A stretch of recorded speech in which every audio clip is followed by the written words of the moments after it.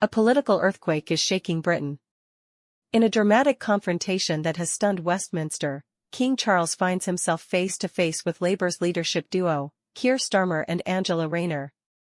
For the first time in decades, the Monarchy and the Labour Party are on a collision course, raising urgent questions about the future of Britain's political stability. Before we begin, make sure to like, share, and subscribe to Update Britain. Your support helps us bring you the truth behind the headlines and the inside story of UK politics. Now let's dive in. The heart of this crisis lies in Labour's reform agenda. Starmer, emboldened by Labour's growing momentum, has been pushing a sweeping package of reforms, from constitutional changes to tightening immigration rules, and expanding state powers on economic regulation. But here's the catch: for these reforms to gain legitimacy, the monarchy's symbolic approval is traditionally expected. And that's where the clash begins. Palace insiders reveal that King Charles has grown uneasy.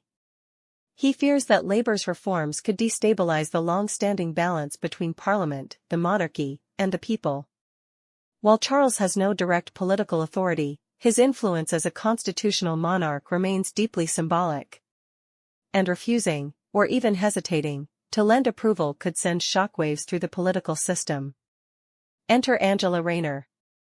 Known for her outspoken style and raw, unfiltered political energy, Rayner has emerged as the most vocal critic of royal influence. "This country belongs to the people, not the palace," she reportedly declared in a fiery private meeting. For Rayner, the monarchy represents outdated privilege standing in the way of progress. Her words have fired up Labour's grassroots supporters, especially younger voters eager for radical change. But Keir Starmer, ever the cautious tactician, faces a dilemma. Publicly, he insists Labour respects the monarchy. Privately, however, sources suggest he is increasingly frustrated with what he views as royal roadblocks. His strategy has always been to appear statesmanlike, measured, responsible, and steady. Yet the pressure from Rayner and the Labour left is forcing him into a corner.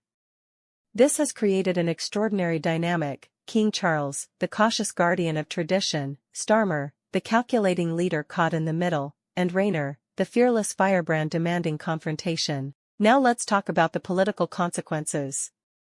Conservative MPs are seizing this as an opportunity, accusing Labour of plotting to undermine the monarchy.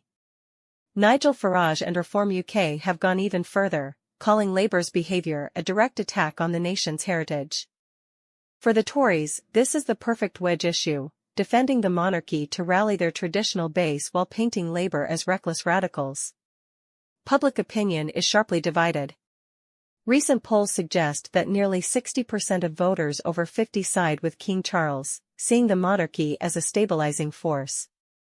But among voters under 35, support for Rayner's argument is growing. Many believe it's time to question the monarchy's role in modern Britain.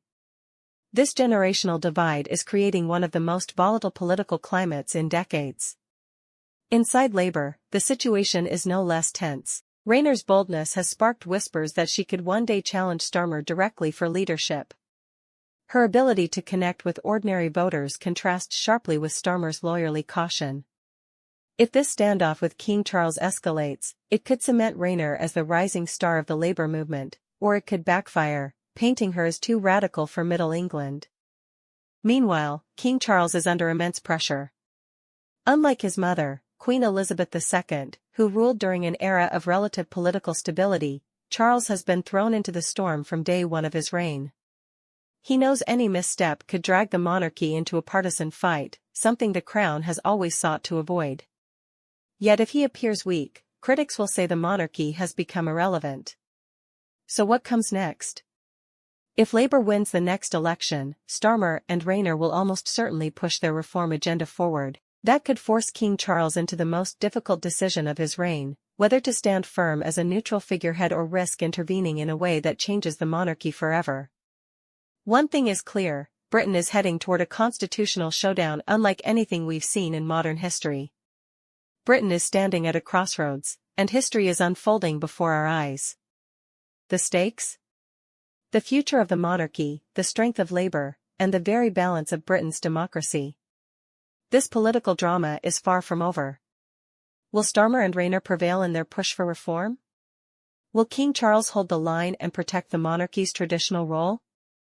Or will this confrontation spark a chain reaction that reshapes Britain forever? We'll be following every twist and turn right here on Update Britain. So what do you think? Should the monarchy remain above politics, or should Labour challenge the crown head-on? Share your thoughts in the comments below, and don't forget, subscribe, like, and share this video so more people can join the debate.